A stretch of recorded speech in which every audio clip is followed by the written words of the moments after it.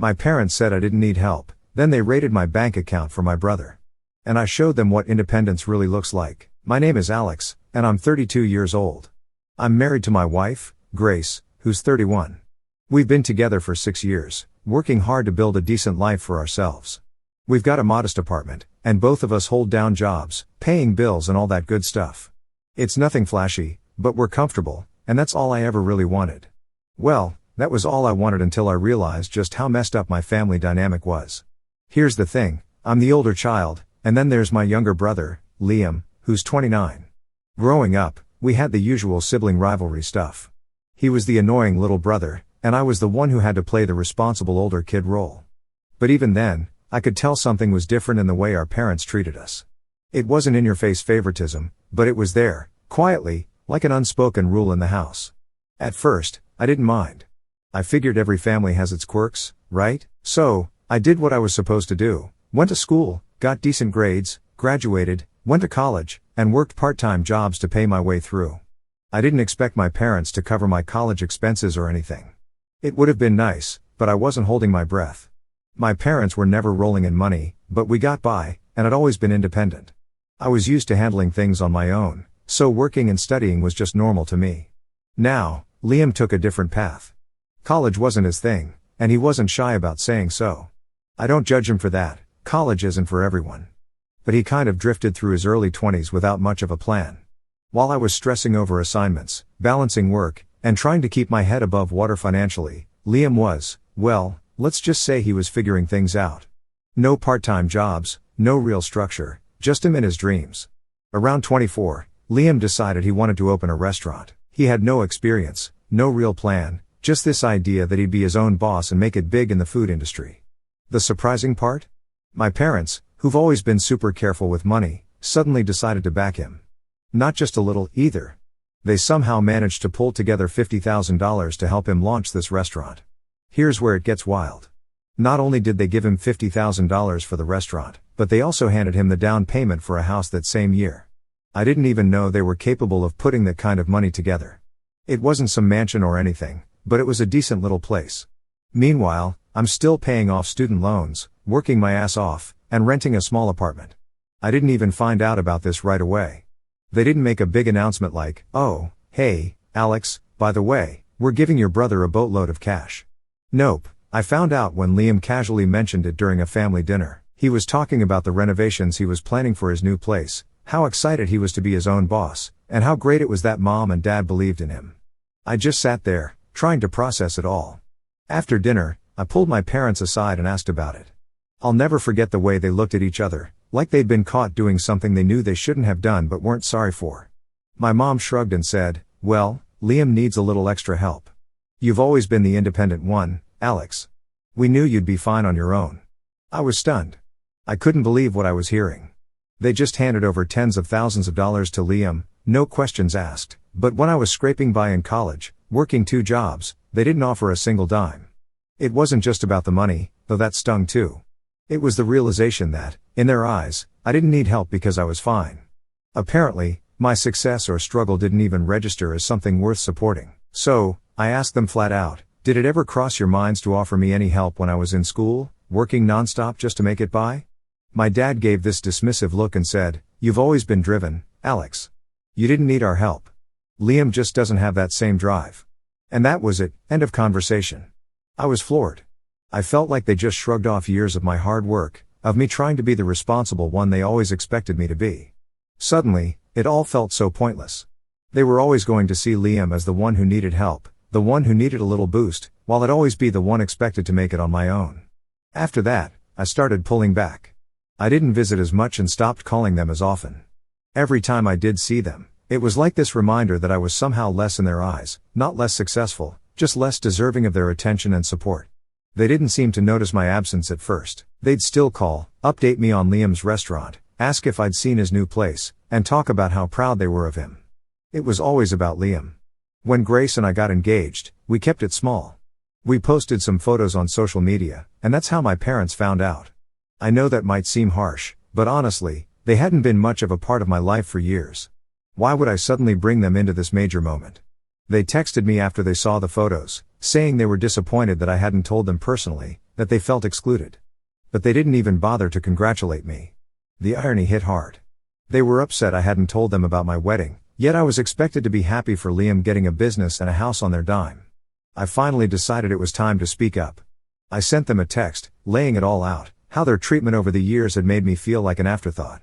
I told them it wasn't about the money, it was about how they'd chosen to support him in every way possible while leaving me to fend for myself. I don't know what I was expecting, but it definitely wasn't the response I got.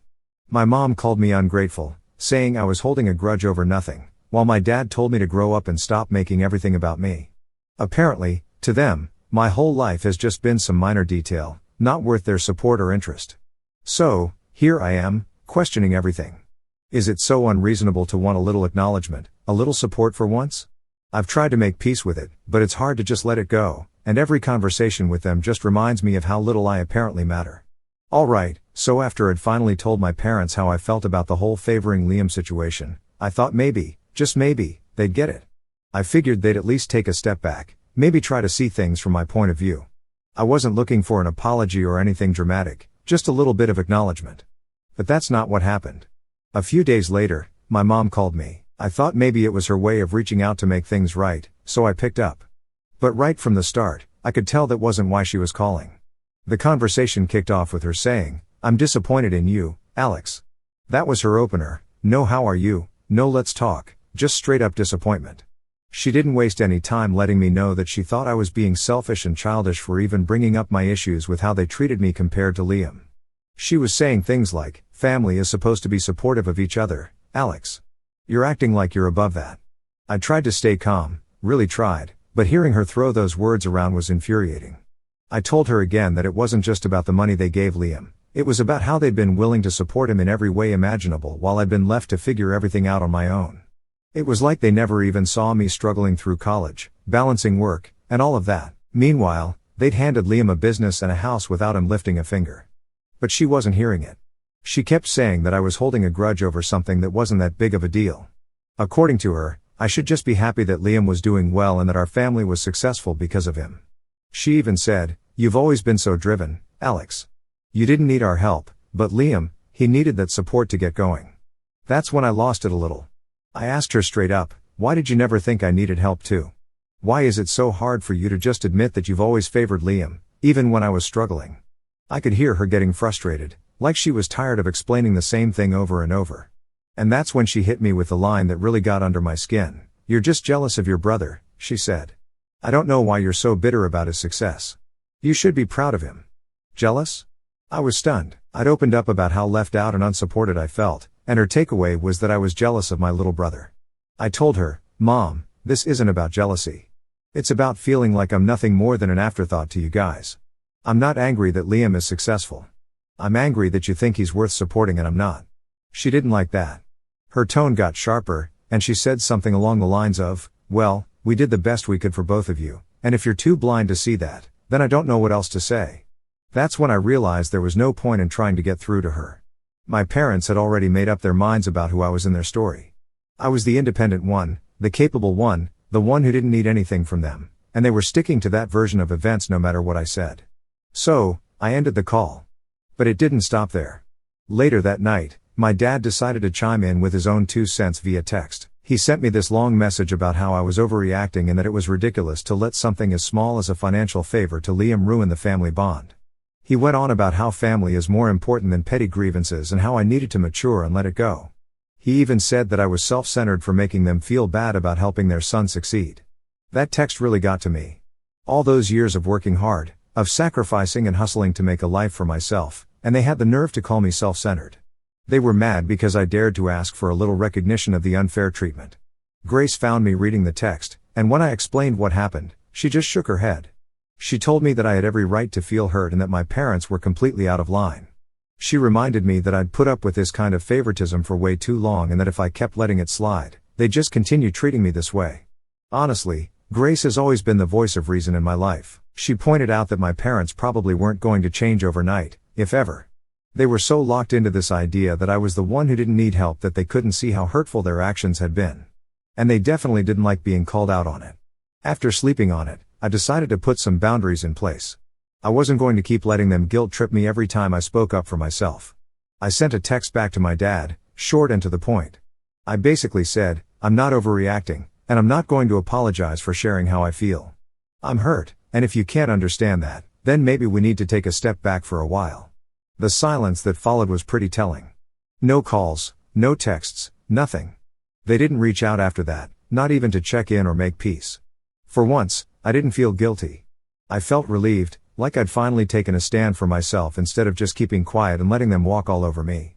It's strange, though, even after all of that, there was a small part of me that hoped they'd come around.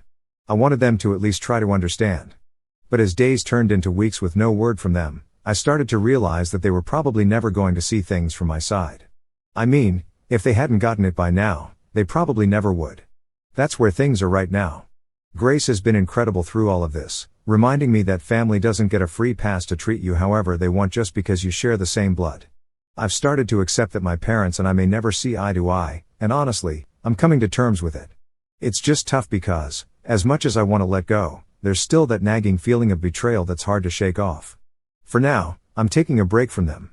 I need time to figure things out and to decide if I even want a relationship with people who can't see the hurt they've caused. So, after weeks of silence from my parents, just when I thought things were finally settling, my phone buzzes one afternoon. It's Liam. He hasn't reached out to me in ages, so seeing his name pop up was like a punch to the gut. I didn't know what to expect, but after a minute of staring at my phone, I decided to pick up. Right away, he dives into it. No small talk, no how's it going, just, hey, I wanted to talk to you about all this stuff with mom and dad. I knew where this was headed, but I figured it wouldn't hurt to hear him out. Maybe, just maybe, he'd have some perspective that could help me understand. But no, within minutes, it was clear he was just as clueless as my parents. Liam starts going on about how he doesn't understand why I'm making a big deal out of everything. He kept saying mom and dad are just doing what they think is best and how he felt like I was blowing things way out of proportion. It was honestly mind-boggling to sit there and listen to him, realizing he had no concept of what I'd been going through. I asked him, Liam, do you even get why I'm upset? It's not just about the money or the house. It's about how they've always prioritized you, how they were willing to hand you everything while I had to scrape by on my own. Does that not seem unfair to you? But he just shrugged it off, like I was talking about the weather. Well, you always seemed fine, he said, like that explained everything. You've always been the one who has it together. I don't know what you want from them or me. The conversation was going nowhere fast, but I kept pushing.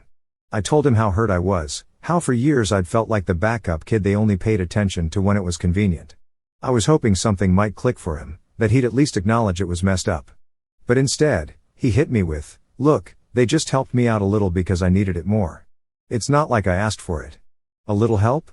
This guy got a business and a house, and he calls that a little help. I almost laughed. It was like talking to someone who had lived a completely different life than me, like he'd grown up with different parents or something. But I guess, in a way, he did. Liam had parents who coddled him, who supported him financially and emotionally whenever he needed it. I had parents who expected me to figure it all out by myself. When I tried to explain this, he got defensive, saying things like, but you turned out fine, didn't you? And they probably thought you didn't need their help. At that point, it became clear that he wasn't going to get it. He honestly believed that because I'd managed to scrape by, it somehow justified everything. It was like he couldn't wrap his head around the idea that just because I turned out fine didn't mean the road to get here wasn't hell. Then he dropped this gem: I didn't ask them to give me money or buy me a house. They offered, so what was I supposed to do? Say no? He said it like I was somehow the unreasonable one for being upset about something he couldn't control. It was honestly exhausting. I told him, Liam, it's not about you asking for it. It's about the fact that they offered it to you without even considering that I might need a little help too. That's what hurts. But he just brushed it off, saying, well, you're the older brother, Alex. You're supposed to have it together. That was the last straw. I couldn't believe he actually thought that way. I mean, maybe my parents had trained him to see things that way, but it didn't make it any less frustrating. At that point, I knew continuing the conversation was pointless. He wasn't going to see things from my perspective, and he was just going to keep defending our parents and his right to accept their help. I told him, you know what, Liam? I don't expect you to understand. You got lucky. You were their priority, and you're right, you don't have to apologize for that. But don't expect me to sit around and pretend like it's fair either. I'm done trying to explain myself to people who don't want to understand. There was a pause, and then he said, I just don't get why you're so bitter about it. He sounded genuinely confused, Like he couldn't comprehend why any of this would bother me. I didn't have the energy to keep explaining, so I just ended the call. There was no point dragging it out any longer. After hanging up, I sat there feeling a weird mix of relief and frustration. It was clear to me that Liam was never going to get it. To him, the world was exactly as it should be. He'd been handed opportunities and support without having to ask for it, and he couldn't see why anyone else would be upset about that. I think that conversation really sealed it for me. Up until that point, there was a small part of me that hoped maybe someone in my family would understand where I was coming from. But after talking to Liam, I realized that they were all wrapped up in this narrative they'd built about me, the strong, independent son who didn't need anything. They decided I was fine on my own, so that was that. Grace came home later and found me sitting on the couch, clearly still fuming. She didn't even have to ask. She just sat down beside me and listened while I vented.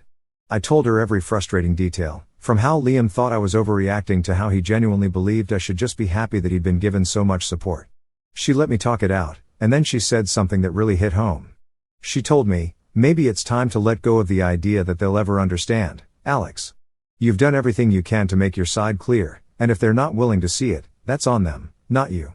She was right, of course. I'd been holding on to this hope that if I just explained it well enough, if I just laid it out in a way that made sense, my family would finally understand. But the truth was, they didn't want to understand. They were comfortable with their version of events, where I was the strong one and Liam was the one who needed them. Changing that story would mean admitting they'd made mistakes, and I knew now that they weren't willing to do that. That night, I decided I needed some real distance from all of them. Not just a break, but actual space to live my life without their constant judgments and guilt trips hanging over me. It was tough to accept, but I knew it was the only way I was going to find any peace. For the first time in a while, I felt like I was finally taking control of the situation. I was done chasing their approval or hoping they'd magically change. If they wanted to keep living in their little world where I was fine and Liam was the one who needed them, then fine. They could have that world. I just didn't need to be a part of it. So, after that last conversation with Liam, I was ready to step back from the whole family situation. I was exhausted from explaining myself to people who just weren't going to get it, and honestly, I thought I'd made that clear enough in my last text to my parents, but apparently, they didn't get the hint. About a week later, I got this massive email from my dad. He starts off by saying that he's disappointed in how I'm handling things and goes on this long-winded rant about how family is everything and that I'm ruining our bond by holding a grudge. It was paragraph after paragraph of this guilt-trippy nonsense about how I'm being immature and how I need to grow up and move on. I couldn't believe it. He didn't even acknowledge anything I'd said in my last message. It was like he was talking at me, not to me. There was no attempt to understand my perspective or even a hint of regret for how things had gone down. It was just a long lecture about how I was overreacting and making life harder for everyone. I stared at that email for a while, debating if it was even worth replying. Part of me wanted to fire back with everything I'd been holding in, but I knew it'd just be more wasted energy. I'd already laid it out for them, told them exactly how hurt I felt, how their actions over the years had made me feel like I didn't matter. They'd ignored all of that and decided to spin it as me being ungrateful or jealous. So, I just left it on read and didn't respond. Grace found me later that day, and she could tell something was up. I showed her the email, and she just shook her head, saying, "You don't owe them a response, you know." And she was right. I didn't. But there was this part of me that felt bad, like somehow, by not answering, I was the one being difficult. It's weird how family guilt sticks with you, even when you know you're in the right. But I held firm. I didn't reply. I told myself that if they wanted a relationship with me, they'd have to acknowledge my feelings and actually try to understand where I was coming from. Until then, I wasn't going to keep bending over backward to make them feel better about their choices. Of course, my silence didn't go over well. A few days later, I get a call from my mom. I almost didn't pick up, but a small part of me hoped she might actually be reaching out to talk, not to lecture. Spoiler alert, I was wrong. She starts off calm, almost sweet, which threw me off because that's not her usual style when she's upset. But then, after a minute or two, she drops the act and launches into this whole speech about how I'm tearing the family apart and how my stubbornness is causing everyone stress. She kept saying, "We just want things to go back to how they were," as if that was a real solution. I told her, going back to how things were is exactly the problem. I don't want to keep pretending everything's fine while you and Dad keep acting like Liam is the only one who matters. I reminded her that I'd spent years dealing with this favoritism, and I was finally standing up for myself, and instead of understanding, they were making me out to be the villain. But she kept going on about how family isn't supposed to be fair and how sometimes we just need to put our differences aside. She even threw in, we're getting older, Alex. Do you really want things to be like this for the rest of our lives? It was pure guilt tripping, and I could see exactly what she was doing. But it didn't make it any less effective. As much as I hated to admit it, her words got to me. I don't want things to be like this forever, but I also don't want to keep putting up with their crap just to make things look okay. So, I told her, if you want things to get better, then actually listen to what I'm saying. Acknowledge that you've hurt me and that the way you've treated Liam and me isn't fair. I'm not asking for miracles here, just a little accountability. But she shut that down fast, saying, "Oh, so we're supposed to apologize for helping your brother? That's ridiculous, Alex. You know we love you both equally." It was like talking to a wall. She didn't get it, and maybe she never would. So, I said, if you can't understand why this bothers me, then maybe you don't actually know me as well as you think you do. She didn't take that well. She huffed, said something about me being dramatic, and then hung up. At that point, I was done. I'd given them every opportunity to understand my side, and every time, they'd twisted it back on me. Grace was right, I didn't owe them anything. If they wanted a relationship, they'd have to make an effort. But I wasn't going to chase after people who didn't respect me. It was that simple.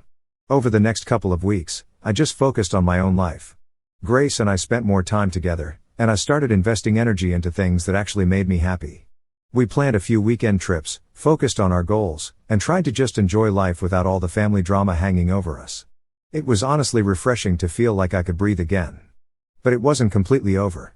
My parents didn't like being ignored, and they were determined to make sure I came to my senses. Out of nowhere, they started calling Grace, sending her messages asking her to talk some sense into Alex. They kept telling her how much it was tearing them up inside that I wasn't speaking to them and how they missed having a close family. Grace, being the amazing person she is, shut that down right away. She told them that if they wanted to talk to me, they needed to approach me directly and actually listen to what I'd been saying instead of trying to make her the middleman.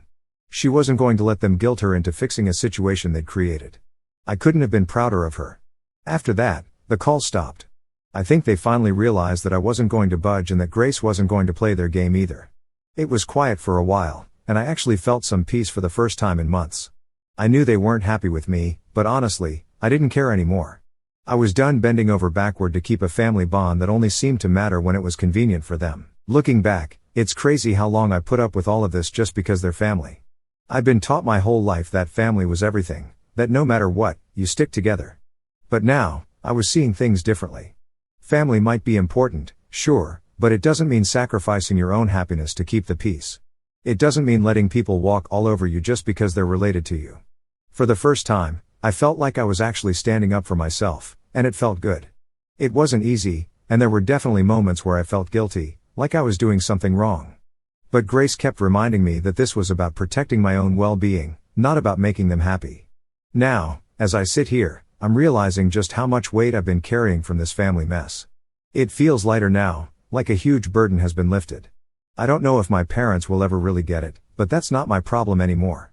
I've said my piece, and if they choose to ignore it, then that's on them. For now, I'm just focusing on the life I'm building with Grace. I thought things were finally settling down, but it turns out my family had other ideas. After weeks of silence, when I figured they'd finally backed off, I got hit with something I didn't see coming. I got a notice from my bank. My parents had somehow accessed an old joint account we'd used for some family expenses back when I was in college. I'd totally forgotten the account even existed, and apparently, so had the bank. The joint account was linked to my primary account, which meant they had easy access to a chunk of my savings. And, of course, they'd helped themselves. I couldn't believe it. After everything I'd said, everything I'd laid out for them, they thought they could just dig into my account like it was their own. It was so unreal it almost felt like a bad joke. I spent a solid 10 minutes just staring at my account, trying to make sense of it. There was no mistake, it was a direct withdrawal. I didn't even know what they'd used the money for, but I had a sick feeling it wasn't anything essential. I wanted to give them the benefit of the doubt, but it was hard knowing their track record. Grace walked in as I was sitting there, and she knew immediately that something was wrong. I explained it to her, and she just shook her head. "You need to take this seriously, Alex," she said. "They're not respecting any boundaries.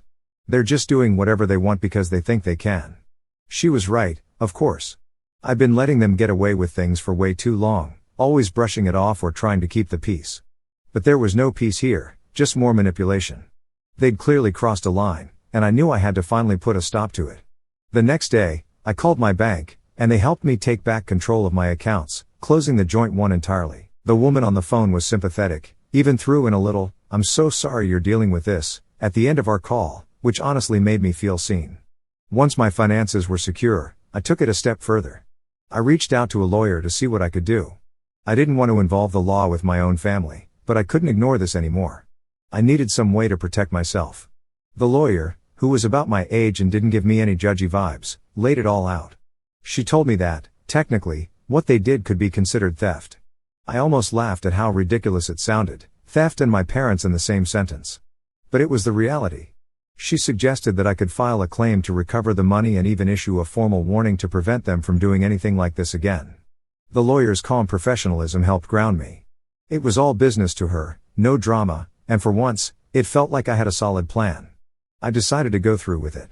I filed a claim to get my money back, and I had my lawyer draft a letter warning my parents to stay out of my finances. I didn't want this to escalate, but I also couldn't let them keep walking all over me. Grace supported my decision completely, and honestly, that made a huge difference. Having her in my corner kept me from backing down, kept me from letting that lingering guilt push me into just letting it go. About a week later, I got the money back from the bank, but it was far from over. My parents didn't take kindly to getting a legal letter from their ungrateful son, as they put it. My mom called, practically yelling into the phone, accusing me of betraying the family. She kept throwing around phrases like, "We're your parents, we raised you, and this is how you repay us?" I stayed calm. I told her, "This isn't about repayment. This is about boundaries. You crossed the line, and I have to protect myself." She wouldn't hear it. She went on and on about how I was tearing the family apart and how all they wanted was to help me and my brother stay close. But I'd had enough. I told her, "If you really cared about our family, you'd listen to what I'm saying instead of trying to make me feel guilty for setting boundaries. You and Dad have never respected my independence, and I'm done letting it slide." I could tell she wasn't expecting me to stand my ground like that.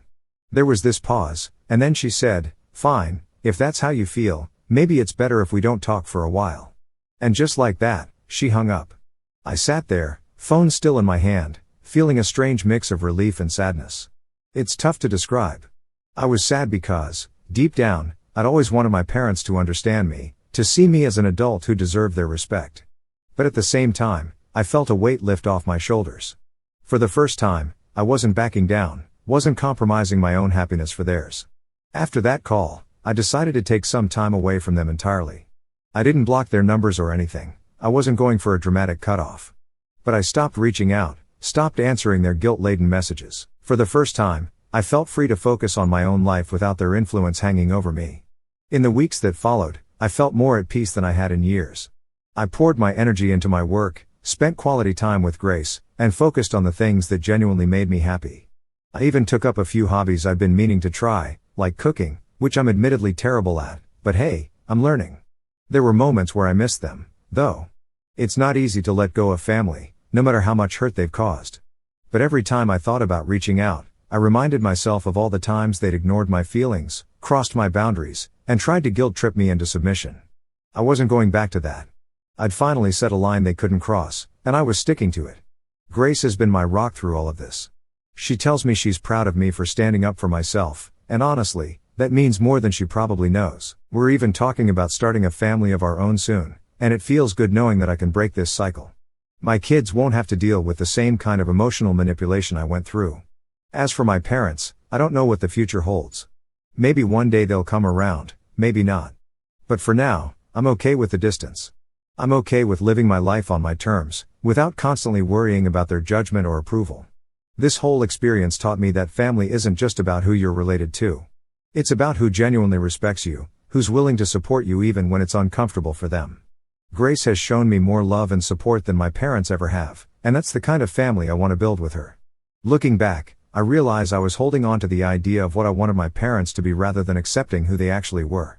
Letting go of that ideal was painful, but it was necessary. And now, I feel more confident than ever. I'm finally living my life for me,